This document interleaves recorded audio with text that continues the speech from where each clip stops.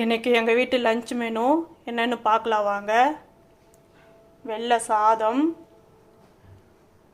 நூக்கல் சாம்பார்,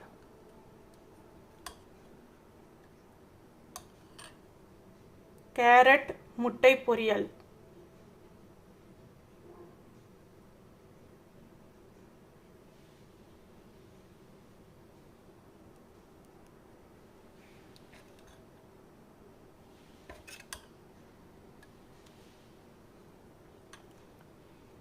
இதுதான் இன்றைக்கி எங்கள் வீட்டு லஞ்ச் மெனு. இந்த லஞ்ச் மெனு பிடிச்சிருந்தா லைக் பண்ணுங்கள், ஷேர் பண்ணுங்கள், சப்ஸ்கிரைப் பண்ணுங்கள்.